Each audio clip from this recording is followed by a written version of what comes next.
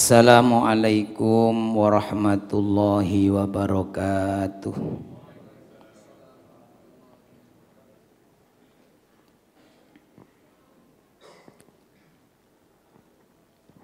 Bismillahirrahmanirrahim. Alhamdulillahi rabbil alamin. Wassalatu wassalamu ala sayyidina wa maulana Muhammadin wa ala alihi wa sahbihi ajma'in, amma ba'du. Para hadirin, para jamaah rahimakumullah, kita awali ngaji kita dan baca Al-Quran suratul Fatihah untuk kedua orang tua kita dan guru-guru kita. Semoga dengan barokah Fatihah yang kita baca untuk mereka dimudahkan semua urusan kita, diijabah doa-doa kita, dimudahkan urusan kita fid dunya wal akhirah, amin ya rabbal alamin. Ila hadratin Nabi Muhammadin sallallahu alaihi wasallam wa alihi wa ashabihi ajmain, wa ila walidaina wa asatidana al muslimina wal mu'minina minhum, wa lihusuli maqasidina allati tardu'anna biha. Al-Fatihah. A'udzu billahi minasyaitonir rajim. Bismillahirrahmanirrahim. Alhamdulillahi rabbil alamin, arrahmanir rahim, maliki yaumiddin. Iyyaka na'budu wa iyyaka nasta'in. Ihdinas siratal mustaqim. Siratal ladzina an'amta 'alaihim ghairil maghdubi 'alaihim waladdallin. Amin. Bismillahirrahmanirrahim. Babus sudasi, bab tentang 6 perkara. Fihi sab'u asyrata mau'idhah. Fihi sab'a asyrata mau'idhah. Di dalamnya nanti ada 17 nasihat. Sintani khobaroni wal baqi atharun. Yang dua makalah itu nanti berupa hadis Nabi, sedangkan yang lain itu asarus sahabat, jadi nasihat atau dari para sahabat. Al-maqalatul ula, maqalah yang pertama, qala Nabi sallallahu alaihi wasallam, Nabi Muhammad sallallahu alaihi wasallam bersabda, sittatu asya'a hunna ghoribatun. Ada 6 hal, 6 perkara. Hunna ghoribatun. 6 hal itu menjadi asing. Fi sittati mawadi'a, kalau berada dalam 6 hal yang lain. Ada 6 hal yang itu menjadi hal yang aneh atau aibaidatun anil munasabah, tidak cocok sama sekali, jauh dari kepantasan. Jadi asing itu aneh, enggak sesuai. Apa 6 hal itu yang menjadi aneh, menjadi asing kalau berada di 6 hal yang lain atau 6 tempat ini? Yang pertama adalah al-masjidu gharibun fima baina qaumin la yusalluna fihi. Al-masjidu yang pertama yaitu masjid. Gharibun menjadi asing, menjadi aneh. Fima baina qaumin, ketika berada di tengah-tengah suatu kaum, la yusalluna fihi, yang mereka enggak pernah sholat di dalamnya. Jadi ada masjid besar berada di tengah-tengah orang-orang yang enggak pernah masuk masjid, ya aneh. Masjid besar, megah, tapi tidak ada yang nempati sholat. Nah, ini karena Nabi yang bersabda demikian, bisa jadi nanti ada masjid yang hanya simbol saja karena nggak pernah tempati jamaah, nggak ada yang sholat di dalamnya. Mungkin jadi seperti museum. Nah, ini yang pertama. Karena itu mudah-mudahan ini tidak terjadi di tempat kita. Ada masjid besar tapi tidak ada jamaahnya. Yang kedua yaitu wal mushafu gharibun. Wal mushafu yang kedua itu mushaf Al-Quran. Mushaf Al-Quran ya, kitab Quran ini yang ada pada kita ini. Itu gharibun, menjadi asing, aneh. Fi manzili qaumin, ketika berada di tempat suatu kaum, di rumah suatu kaum,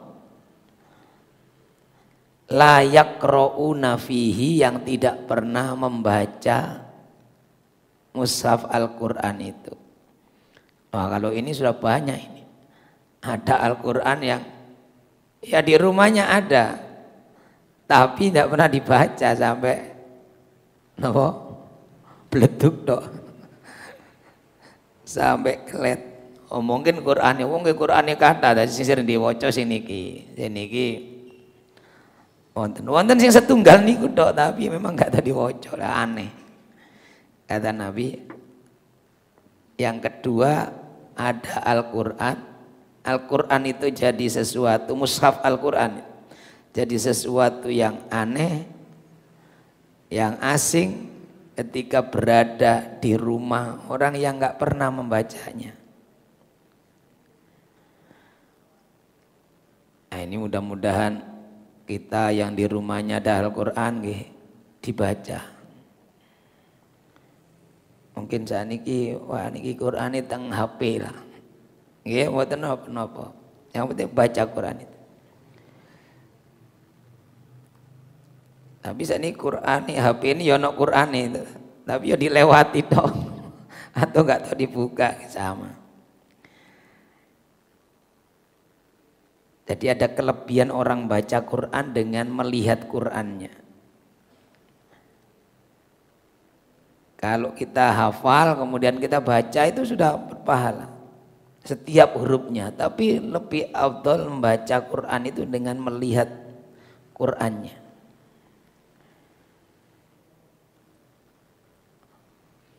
Karena di situ bahkan di antara fadilahnya orang yang sering membaca Quran dan melihat Qurannya itu tidak mudah pikun.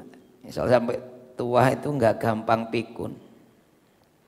Karena otaknya terus diasah penglihatannya, setiap hurufnya, setiap harokatnya kan terus diasah gitu. Nah, ini.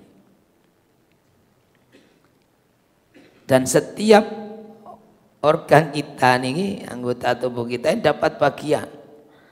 Kan dalam hadis itu ada kullu sulama minan nasi alai sodaqoh. Setiap persendian kita ini harus melakukan kebaikan.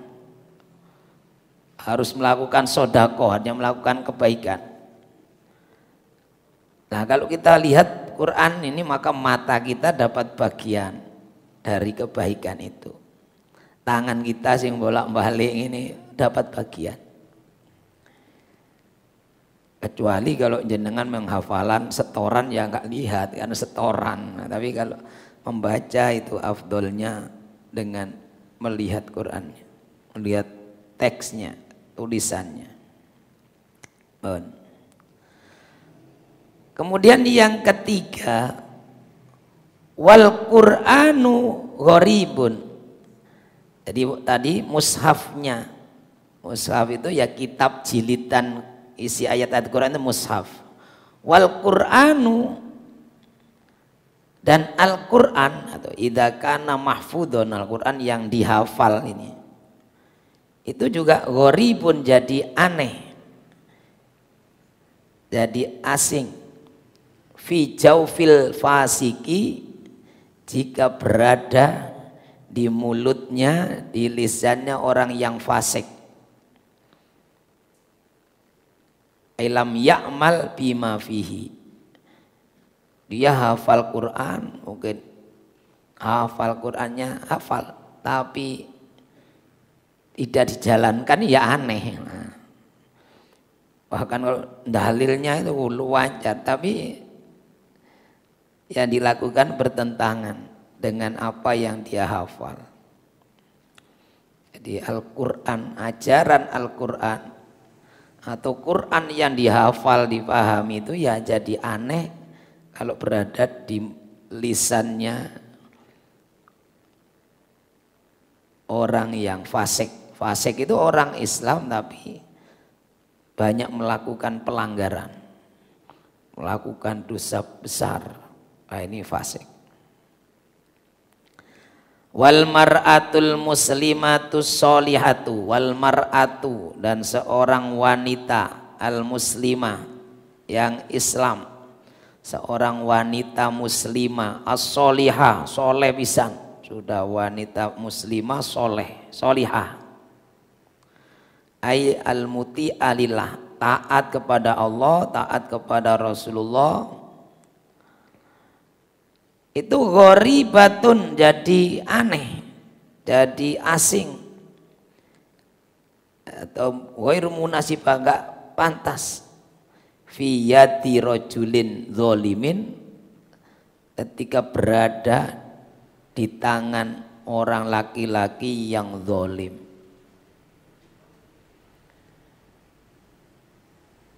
Jadi idealnya itu ya wanita solihah dapat suami yang soleh, ideal, cocoknya ngoten.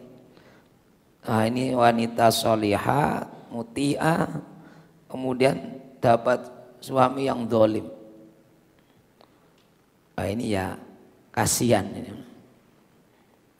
Ya mudah-mudahan panjenengan yang ibu-ibu yang solihah, wanita-wanita solihah ini, kalau suaminya masih zalim segera jadi orang yang soleh. Amin ya rabbal alamin.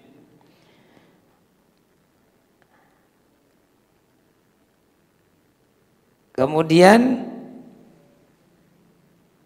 fiyati rojulin zolimin, berada di tangan orang laki-laki yang zalim, sayyi'il khuluqi, yang akhlaknya jelek. Sudah zalim, banyak zalim itu banyak melakukan pelanggaran, ahli maksiat, akhlaknya jelek lagi kepada istrinya, padahal istrinya solihah tapi dimusuhi aja, dianiaya misalnya, kan menderita. Nah itu di sinetron kata, tapi kata Nabi ini ada ini. Jadi termasuk hal yang aneh.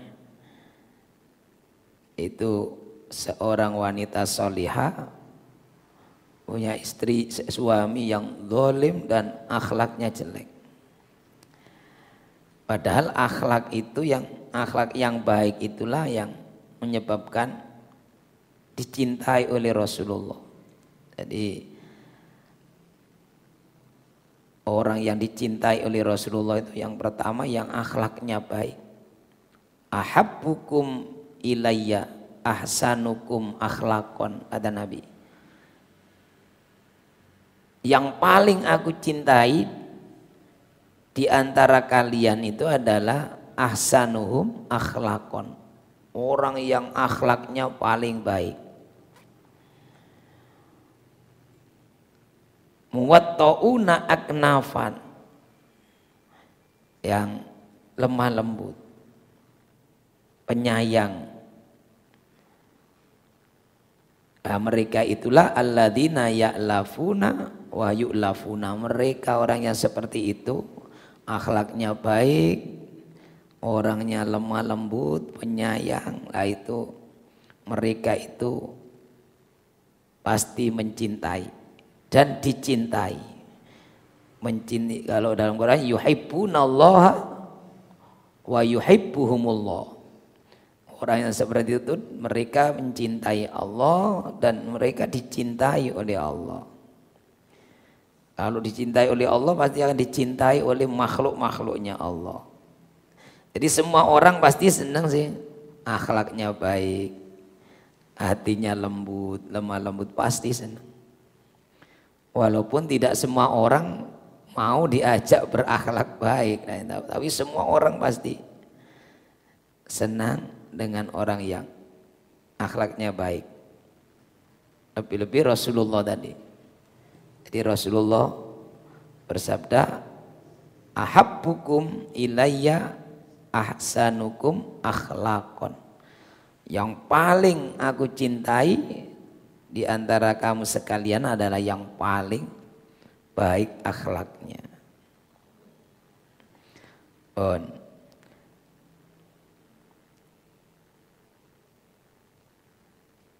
Bahkan ya itu yang termasuk ahli surga. Nanti ada hadisnya kita tampilkan. Ahlul jannah dari kata Rasulullah ini, siapa penduduk surga itu adalah kullu hayyinin layyinin sahlin tolkin. Itu. Semua orang yang lemah lembut, orang yang sahlin itu gampangan, gampang diajak baik, mudah dimintai tolong, mudah menolong, sahlin. Tolkin dan cerah, wajahnya itu ceria, menyenangkan. Tadi orang kok metutut itu serem lah ini, gak surga ini. Tadi orang doakan saya masuk surga, wong itu metut serem. Waduh, gak pantas sih nyelbu surga. Nah, serem karena wajahnya di surga itu tolkin, tolakatul wajhi kalau dalam hubungan sosial itu ceria. Sahlin itu ya gampangan, diajak baik itu gampang, suka memudahkan urusan, nggak ngeruweti. Jadi kalau orang bikin ruwet, bikin susah orang itu ya, ini bukan kriteria ahlul jannah. Lemah-lemah, apalagi kalau kasar, kaku gitu. Padahal ini layinin yang lembut, lemah lembut. Berikutnya orang yang aneh, yaitu warrajulul muslimu, orang Islam, lelaki muslim. As-solihu, soleh bisa, sudah muslim, soleh, ya taat kepada Allah dan Rasulnya. Ini ya jadi gharibun, aneh, asing, gak pantas mestinya. Fiyatim ro'atin rodiyatin, ketika berada di tangan seorang wanita yang hina. Seorang lelaki soleh muslim yang taat, yang soleh itu ya idealnya mendapat wanita yang solihah. Makanya kalau ada orang yang soleh punya istri yang rodiyah, yang atau rodilah, yang hina, ini ya derita juga ini. Wasayyatil khuluqi, dan akhlaknya jelek. Sudah wanita yang hina dan akhlaknya jelek. Berani kepada suaminya misalnya ya, padahal suami sudah benar taat, merendahkan. Nah ini sudah aneh, padahal ini orang baik. Jadi idealnya laki-laki yang soleh yang dapat wanita yang solihah.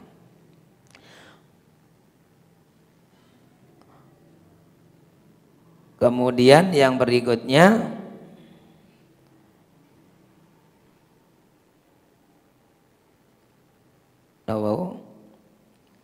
lelaki rajulun warrajulul muslimus solihu gharibun fi yatim ro'atin rodiyatin sayyiatil khuluqi, yang jelek akhlaknya. Kemudian yang terakhir wal alimu, dan orang yang alim, seorang alim ahli ilmu, ilmuwan, terpelajar, orang yang alim, pandai. Gharibun jadi aneh. Baina qaumin ketika berada di suatu kaum la yastami'una ilaihi yang tidak mau mendengarkan kepadanya. Bahkan tidak mau mendengarkan, apalagi menemui. Jadi dia ya asing, padahal ini orang alim, ini ulama, tapi tidak ada orang yang mau mendengarkannya. Ya aneh. Jadi aneh. Mestinya kalau semakin orang yang alim ya berada di tempat yang di situ banyak orang akan menimba ilmunya.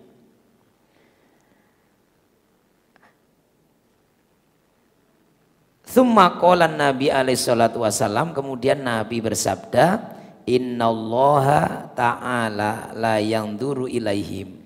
Sesungguhnya Allah tidak akan melihat mereka, tidak akan memandang mereka.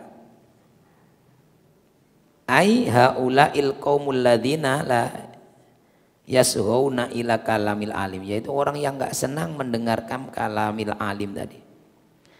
Tapi ada juga yang memaknai, bisa jadi artinya juga Allah tidak akan memandang kepada mereka orang-orang yang disebutkan tadi. Orang-orang yang pertama tidak pernah sholat di masjid padahal dekat masjid. Orang-orang yang di rumahnya ditanya ada mushaf Al-Quran tapi tidak pernah sama sekali membacanya. Kemudian yang ketiga orang-orang yang hafal Quran tapi perilakunya menyimpang, fasik. Atau orang-orang yang sudah punya istri solihah, taat tapi dia zalim kepadanya. Atau sebaliknya wanita yang wanita yang punya suami yang sudah soleh taat tapi dia zalimah, akhlaknya jelek kepadanya. Atau orang-orang yang nggak mau mendengar dawe para alim, para ulama itu. Mereka tidak akan dipandang oleh Allah yaumal qiyamati, pada hari kiamat, nadro rahmati, dengan pandangan kasih sayang. Nah, ini. Jadi ini 6 hal tadi itu nanti 6 kelompok ini kata Nabi tidak akan dipandang oleh Allah pada hari kiamat dengan pandangan kasih sayang. Berarti kalau tidak dipandang dengan kasih sayang, ya tidak dipandang dengan kasih sayang berarti ya minimal gak direken, gak diperhatikan. Nah ini mudah-mudahan ini tidak terjadi. Tapi ya pasti terjadi. Mudah-mudahan di tempat kita tidak terjadi. Mudah-mudahan bagian dari kita ini minimal tidak pernah terjadi ini. Pertama, orang yang dekat masjid tapi tidak pernah sholat di dalam masjid, aneh. Yang kedua, orang yang punya Quran, mushaf Quran, tapi dibuka tidak pernah. Hanya dipindah lapis pindah mana sampai beletukan mana, aneh. Kemudian yang ketiga orang yang hafal Quran, ngerti bahkan hafal, mahfudhon nih bahkan hafal, tapi justru perilakunya fasik, banyak melanggar. Kemudian yang keempat, wanita yang punya suami sudah soleh, wanita solihah, taat tapi suaminya zalim kepadanya, akhlaknya jelek kepada istrinya padahal istrinya solihah. Atau sebaliknya,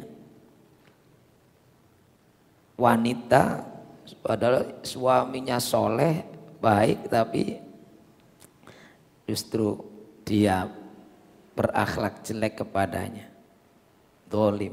Nah, ini. Dan yang terakhir orang-orang yang tidak mau mendekat kepada orang-orang yang alim, kepada para ulama, apalagi termasuk nggak mau mendengarkan fatwanya atau nasihatnya para alim, para ulama. Demikian, mudah-mudahan ada guna dan manfaat.